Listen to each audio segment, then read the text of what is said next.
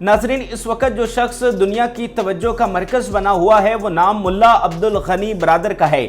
मुल्ला अब्दुल गनी बरादर इस वक्त दुनिया के ताकतवर तरीन शख्स बनकर सामने आए हैं। इस वक्त वो आलमी मीडिया की ज़ीनत बने हुए हैं। उन्होंने जिस तरह से तालिबान को मुश्किल तरीन दौर से निकाल कर इक़्तिदार की कुर्सी पर जाकर बिठाया है, सब उनकी जहानत की मिसालें दे रहे हैं।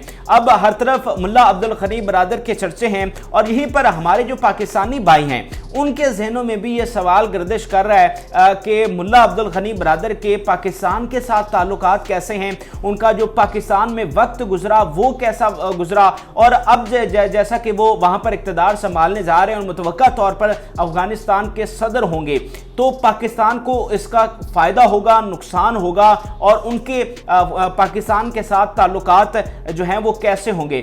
इन सारे चीज़ों का, इन सारे सवालों का आज की इस खास वीडियो में मैं आपको जवाब दूंगा और जो रिसर्च बेस्ड चीज़ें हैं वो मैं आपके सामने रखूंगा। जो मुल्ला अब्दुल गनी बरादर का पाकिस्तान के साथ रिश्ता है वो तकरीबन आज से 40 साल पुराना है।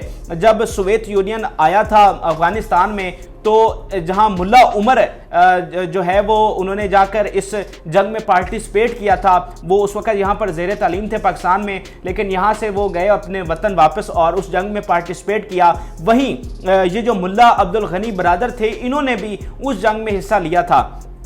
और आप जानते हैं कि जो ये मुजाहिदीन की जंग थी सोवियत यूनियन के ख़िलाफ़, इसमें पाकिस्तान ने भरपूर सपोर्ट किया था मुजाहिदीन को, उनको हर तरह की मदद फराहम की थी, उन्हें बाकायदा तौर पर ट्रेनिंग दी थी। तो उन मुजाहिदीन में जो मुल्ला अब्दुल गनी बरादर हैं वो भी शामिल थे। अब इस सिविल वार के बाद 90s में मुल्ला उमर के साथ मिलकर मुल्ला अब्दुल गनी जो हैं वो हुकूमत बना लेते हैं और 5 साल तक जो आला ओहदेदार रहते हैं उस हुकूमत के। लेकिन जब 2001 में अमेरिका यहाँ पर हमला कर देता है और जो मुल्ला अब्दुल गनी और मुल्ला उमर हैं और जो बाकी तालिबान हैं उनकी छुपन छुपाई का सिलसिला शुरू होता है। वो शहरों से निकलकर पहाड़ों की तरफ चले जाते हैं। तो वहीं पर जो मुल्ला अब्दुल गनी बरादर हैं उस वक़्त उन्होंने पाकिस्तान का रुख किया था और वो जो टाइम था उनका बहुत ज़्यादा वो पाकिस्तान में गुजरा है। अब मैं आपको बताऊं कि जो मुल्ला अब्दुल गनी बरादर हैं वो एक तो जो हमारा बॉर्डर है अफ़गानिस्तान के साथ, वहाँ के करीब जो कंधार के पहाड़ हैं वहाँ पर रहा करते थे, क्योंकि मुल्ला उमर के वो बहुत करीबी थे। जो को फाउंडर हैं इनको कहा जा सकता है मुल्ला अब्दुल गनी बरादर को, और जो मुल्ला उमर हैं वो इनके साले थे, यानी मुल्ला उमर की जो बहन थी वो इनके घर है और वो जो बहन थी वो बड़ी स्ट्रॉन्ग थी।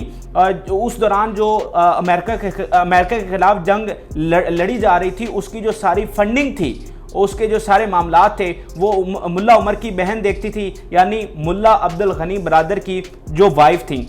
अब ये जो 2001 से 2009 तक का टाइम होता है, उसमें मुल्ला अब्दुल गनी जो हैं वो बेशतर वक्त जो है उनका पाकिस्तान में गुजरा है। और अहम बात यह है कि उनके बारे में कहा जाता है कि वो बलूचिस्तान में एक क्वेटा शूरा के नाम से एक तंजीम थी और इस तंजीम को वो हेड करते थे। ये तंजीम यहाँ बलूचिस्तान में बैठकर मुबैना तौर पर जो अफ़गानिस्तान में जंग चल रही थी अमेरिका के ख़िलाफ़ मुजाहिदीन की, उसको सपोर्ट करते थे, उसको लीड करते थे, क्योंकि मुल्ला उमर के बाद जो सुप्रीम अथॉरिटी समझे जाते थे वो मुल्ला अब्दुल गनी बरादर थे। और मुल्ला उमर जो भी इन्हें पैगाम भिजवाते थे या जो भी ऑर्डर देते थे उसकी जो इम्प्लीमेंटेशन होती थी वो मुल्ला अब्दुल गनी बरादर करते थे। अब 2009 तक ये इसी तरह हाइड एंड सीक खेलते रहे, कभी अफगानिस्तान चले जाते और कभी जो है वो यहाँ पाकिस्तान आ जाते। अफगानिस्तान में बलूचिस्तान में क्वेटा में इनकी रिहाइश थी, या फिर ये सिंध में कराची आ जाया करते थे। लेकिन 2010 में इनकी कहानी में एक बहुत बड़ा टर्निंग पॉइंट आता है। 2010 में ये कराची में किसी काम के सिलसिले में जाते हैं और जो अमरीकी एजेंसी है CIA, उनको इनके बारे में खबर मिल जाती है और वो इनको ट्रेस कर लेते हैं। अब यहाँ पर बड़ी दिलचस्प बात है, मुल्ला अब्दुल गनी बरादर को ट्रेस CIA ने किया था, लेकिन उनको पकड़ने का जो ऑपरेशन है वो ISI ने किया था और ISI ने जाकर इनको गिरफ्तार किया था। इस बात को अब से 11 साल गुजर चुके हैं, लेकिन ये जो ऑपरेशन था ये इतना सीक्रेट था कि आज तक इसकी मालूमात जो हैं वो शेयर नहीं की गई। इवन के वाशिंगटन में इस हवाले से व्हाइट हाउस में ये डिस्कशन हुई کہ اس پلان کو, یہ جو آپریشن تھا گرفتاری کا, اس کو پبلک کر دینا چاہیے, لیکن پھر بعد میں یہ حتمی فیصلہ ہوا کہ اس آپریشن کو کبھی بھی پبلک نہیں کیا جائے گا, کیونکہ جو دیگر طالبان ہیں انہیں پھر پتہ چل جائے گا اور وہ زیادہ محتاط ہو جائیں گے.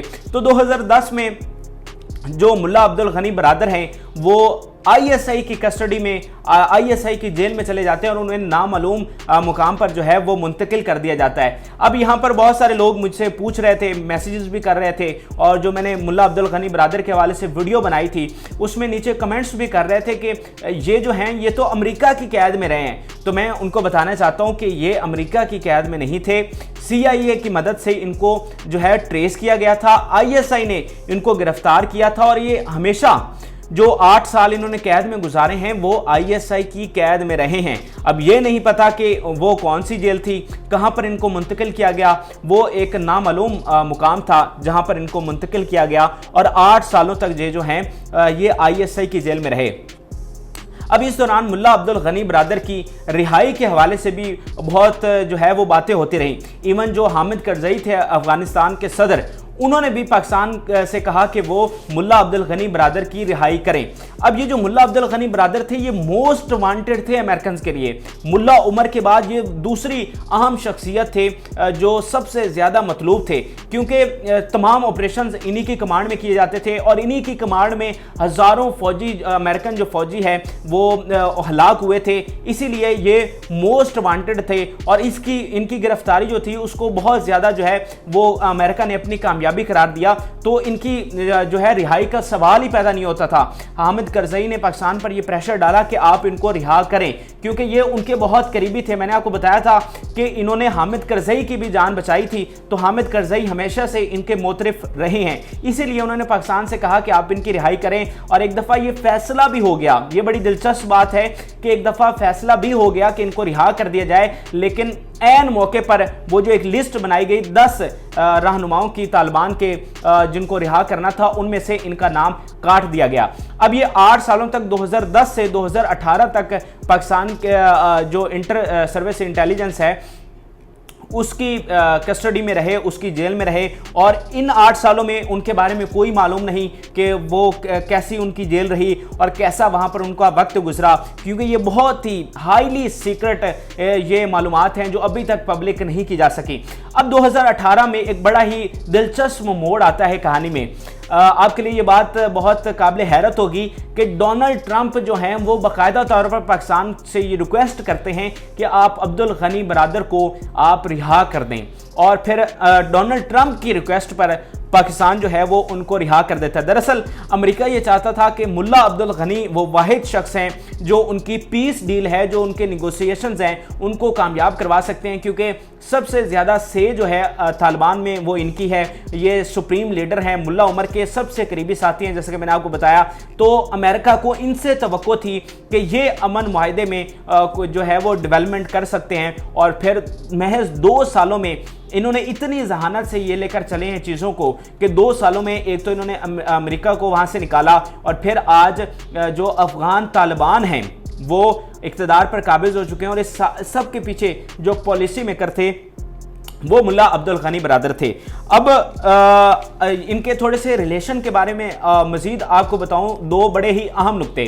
یہ 2018 کی بات ہے کہ جب جو امریکہ ہے وہ پاکستان پر الزام لگا رہا تھا کہ پاکستان نے افغانستان میں ان کا ساتھ نہیں دیا, اور جو امریکہ کی شکست ہو رہی ہے اس کی ایک وجہ پاکستان ہے, اور پاکستان جو ہے وہ ان لوگوں کو سیف ہیونز فراہم کرتا ہے, اور پاکستان ہی ہے جو امن نہیں چاہتا. آپ کو یاد ہوگا کہ ڈونلڈ ٹرمپ نے ہماری جو ملٹری ایڈ تھی اسے بھی بند کر دیا تھا. اب یہ بڑا ہی ہائیلی ٹینس ٹائم تھا, اور پاکستان کو سفارتی سطح پر بھی جو ہے وہ علیحدہ کرنے کی کوشش کی جا رہی تھی. لیکن اسی دوران ملا عبد الغنی برادر نے ایک ایسا بیان دیا تھا جس نے پاکستانیوں کے دل جیت لیے تھے. آپ میں سے شاید بہت سارے لوگ یہ نہیں جانتے کہ جو आला हुकूमती ओहदेदारान हैं ट्रंप एडमिनिस्ट्रेशन के, वो सामने बैठे हुए थे और कतर में ये एक मीटिंग हो रही थी, बाकायदा तकरीब थी। उसमें मुल्ला अब्दुल गनी बरदर को जब स्पीच के लिए बुलाया गया तो उन्होंने बाकायदा तौर पर पाकिस्तान के किरदार की तारीफ़ की और कहा कि पाकिस्तान वो वाहिद मुल्क है जो दरअसल अफगानिस्तान में अमन चाहता है और पाकिस्तान की काविशों से ही आज हम मुज़ाकरात करने के काबिल हुए हैं। और इसके अलावा फिर पाकिस्तान हमेशा से उनकी ये जो मोहब्बत है उसका बढ़ चढ़ कर जवाब देता रहा है। अभी 1 साल पहले मुल्ला अब्दुल गनी बरदर जो हैं वो आला सतह का वफ्द लेकर यहाँ इस्लामाबाद आए थे। आप वो तस्वीरें भी देख रहे होंगे। शाह महमूद कुरैशी और हमारे DGISI किस तरह से गर्म जोशी के साथ उनको जाके मिले, बाहर जाकर उनको रिसीव किया और फिर एक बड़ी ही ज़बरदस्त उनके दरमियान मीटिंग हुई। लेकिन यहाँ पर दिलचस्प नुक्ता ये है जो मैं मोहब्बत का आपको बता रहा था कि यहाँ पर उनको बुलाने से चंद दिन पहले ही इन लोगों को FATF की जानिब से इनका नाम वहाँ पर शामिल किया गया था, मुल्ला अब्दुल गनी बरदर और दीगर लोगों का। लेकिन पाकिस्तान की इनसे मोहब्बत थी कि उन्होंने इस चीज़ की परवाह किए बगैर चंद दिनों के बाद ही उन्हें यहाँ इस्लामाबाद में दावत दी, इतना उनको प्रोटोकॉल दिया और फिर इमरान खान के साथ भी उनकी एक खुसूसी मीटिंग रखी गई और जिसका इलामिया वाज़े तौर पर तो जारी नहीं किया गया। वाज़े तौर पर यही कहा गया कि पाकिस्तान अमन चाहता है, लेकिन ज़ाहिरी बात है पाकिस्तान अमन चाहता है, लेकिन जो सपोर्ट है इनके लिए वो ज़ाहिरी बात है उस तरह से शो नहीं की गई। लेकिन जो मुलाकात हुई थी उसमें वाज़े तौर पर मुल्ला अब्दुल गनी बरदर को ये कहा गया था कि अगर आप पुरअमन तरीके से चलेंगे तो हम जो है वो आपकी हमेशा सपोर्ट करेंगे। और आज जो डेवलपमेंट्स अफगानिस्तान में हुई हैं ये मैं आपको बता रहा हूँ कि ये उस मीटिंग्स में ये चीज़ें काफ़ी हद तक ज़ेरे बहस आई थी। अच्छा, यहाँ पर एक और बड़ा ही दिलचस्प पहलू है। जो ISI की कैद में ये रहे उस हवाले से एक और बड़ी अहम राय पाई जाती है जो आम लोग नहीं जानते, वो आज मैं आपके साथ शेयर करने वाला हूँ। एक दूसरी राय ये पाई जाती है कि ISI ने जानबूझकर इनको कभी रिहा नहीं किया और जानबूझकर इनकी जो कैद थी वो बढ़ा दी। और उसकी वजह क्या थी? ISI ये चाहती थी कि मुल्ला अब्दुल गनी बरदर जो हैं वो ज़िंदा रहें। अगर उनको छोड़ दिया तो कहीं ऐसा ना हो कि ये अमेरिका के हत्थे चढ़ जाएं और फिर इनको कत्ल कर दिया जाए। तो इनकी जो कैद थी उसको बढ़ाने का एक मकसद ये भी था कि मुल्ला अब्दुल गनी बरदर को ज़िंदा रखा जाए। और फिर यही वजह है कि 2018 में तब उनको आज़ाद किया गया जब एक पीस टॉक का बाकायदा तौर पर आगाज़ हुआ और अमेरिका ने बाकायदा तौर पर इसकी दरख्वास्त की। तो फिर पाकिस्तान को इसका अंदाज़ा हो गया था कि अब इनको कत्ल नहीं किया जाएगा। तो ये एक राय पाई जाती है। बहरहाल इस हवाले से मेरे पास कोई तस्दीकी चीज़ें तो मौजूद नहीं है, लेकिन एक कॉन्स्पिरेसी थ्योरी है जो हमेशा से कहीं ना कहीं ज़रूर एग्जिस्ट करती है। अब मैं आखिर में आपके उस सवाल का जवाब देता हूँ कि इनके इक़्तिदार संभालने के बाद पाकिस्तान के साथ इनके ताल्लुकात कैसे होंगे, पाकिस्तान को इनका फ़ायदा होगा या नुकसान होगा। अब देखें, चीज़ें बड़ी ही सिंपल हैं। एक बात तो मैं आपको ये क्लियर करना चाहता हूँ कि हम जितने भी यूट्यूबर काम कर रहे हैं और इस जो कामयाबी है उस पर बहुत सारे लोग शादियाने भी बजा रहे हैं और बहुत खुशी का इजहार कर रहे हैं, लेकिन मैं अपनी ज़ाती बात करूँ तो हमें जिस चीज़ की खुशी हुई वो ये हुई कि एक इस्लाम के पैरोकारों ने, इस्लाम का झंडा लहराने वालों ने, ला इलाहा इल्लल्लाह पढ़ने वालों ने एक सुपर पावर को शिकस्त दी, एक फ़िरौन को शिकस्त दी और बग़ैर किसी वसाइल के ईमानी जज्बे पर उनको शिकस्त दी। अब ये तो हो गई एक बात कि हम उनकी इस्लाम की वजह से उनकी इस खुशी पर, उनकी इस कामयाबी पर खुश हो रहे हैं। अब जो अगली बात है जो उनके ताल्लुकात की, तो कुछ चीज़ें मैं आपके सामने रख देता हूं, क्योंकि मैंने आपको हमेशा बताया था कि जो फॉरेन पॉलिसी होती है वो वाइट और ब्लैक में नहीं होती, हमेशा कुछ ग्रे पार्ट्स होते हैं, कुछ कड़ियाँ मिलानी पड़ती हैं जिससे आपको अंदाज़ा होता है कि चीज़ें किस डायरेक्शन में जाएंगी और उसका आगे क्या अंजाम होगा। देखें, मैंने आपको हिस्ट्री बताई तालिबान की कि हमेशा तालिबान करीब रहे हैं पाकिस्तान के और जो तमाम उनके लीडर्स हैं उनका पाकिस्तान में वो रहे हैं और इवन इनकी जो फैमिलीज़ हैं वो पाकिस्तान में यहाँ पर रही हैं मुहाजिर बनकर, जब अमेरिका ने वहाँ पर हमला किया था। इसके अलावा जब सोवियत यूनियन ने हमला किया था, दोनों मरतबा कई रहनुमाओं की जो फैमिलीज़ हैं वो पाकिस्तान में रही हैं। तो एक तो इनका बैकग्राउंड है, इतना दहाइयों पर मुश्तमिल बैकग्राउंड, जिससे ये वाज़ेह होता है कि पाकिस्तान के लिए ये हमेशा पाकिस्तान के कभी मफाद के ख़िलाफ़ नहीं जाएंगे। दूसरा, अगर एनालिटिकल इसका तजिया करूँ तब भी आपको बहुत सारी चीज़ें वाज़ेह हो जाएंगी। देखें, तालिबान का इस वक्त दुश्मन कौन है? इंडिया। पाकिस्तान का दुश्मन कौन है? इंडिया। तालिबान का दुश्मन है इसराइल, पाकिस्तान का दुश्मन है इसराइल। तालिबान का दुश्मन है अमेरिका, पाकिस्तान का इस वक्त अच्छे ताल्लुकात नहीं है अमेरिका के साथ। पाकिस्तान का झुकाव है चाइना की तरफ, पाकिस्तान का झुकाव है रशिया की तरफ, जबकि तालिबान का झुकाव भी चाइना की तरफ है और रशिया की जानिब है। तो अगर एनालिटिकल भी इसका जो है वो हम तजिया करें तो चीज़ें बहुत हद तक वाज़ेह हो जाती हैं कि उनका ना ही इंडिया की तरफ झुकाव हो सकता है, ना ही अमेरिका की जानिब झुकाव हो सकता है, और ना ही जो यूरोपियन ममालिक हैं ज़्यादातर उनकी जानिब झुकाव हो सकता है। और दूसरा अहम बात यहाँ पर यह भी है कि 95 में जब तालिबान की हुकूमत आई थी तो जिस मुल्क ने उनको तस्लीम किया था वो सबसे पहले पाकिस्तान था। तो ये इन सारी चीज़ों को सामने रखते हुए मैं एक बात कहना चाहूँगा कि पाकिस्तान को इसका फ़ायदा हो या नुकसान हो, अब ये तो आने वाले दिनों में इसका होगा, लेकिन कभी ये लोग पाकिस्तान के मफाद के ख़िलाफ़ नहीं जा सकेंगे। एक बहुत ही बरादराना रिलेशन ना सही, लेकिन कभी भी ये पाकिस्तान के मफाद के ख़िलाफ़ नहीं जा सकेंगे। और दूसरा, मैं एक और यहाँ पर कुछ लोगों की हमेशा आपको पता है कि हमेशा दो राय पाई जाती हैं, तो आखिर में वो जो दूसरी राय है वो भी मैं आपके साथ शेयर करना चाहता हूँ। अब कुछ लोग ये कह रहे हैं कि तालिबान के वहाँ पर इक़्तिदार में आने से जो यहाँ पर जो दूसरी मुसल्लह गिरोह थे उनको भी तक़वियत मिलेंगी, वो भी दोबारा से यहाँ पर अपनी जड़ें मजबूत करेंगे और दोबारा से शायद वही टाइम होगा, वही दहशतगर्दी का टाइम होगा जो आज से 10 साल पहले था।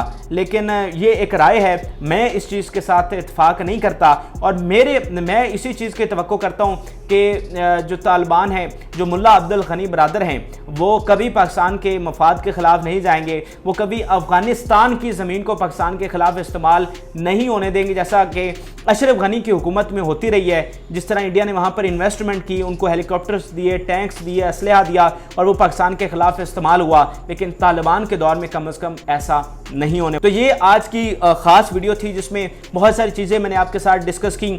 आपको ये कैसी लगी, आपकी अपनी राय है, उस पर आप ज़रूर इज़हार किया करें कमेंट सेक्शन में। और जो अपडेट्स आ रही हैं मैं आपके साथ मज़ीद शेयर कर रहा हूँ, लेकिन ज़रूरी है कि आप मेरे चैनल को ज़रूर सब्सक्राइब करें और इस वीडियो को ज़्यादा से ज़्यादा शेयर करें ताकि ज़्यादा से ज़्यादा लोगों तक हमारी ये मालूमात पहुँच सके। इजाज़त दीजिए, अल्लाह हाफ़िज़।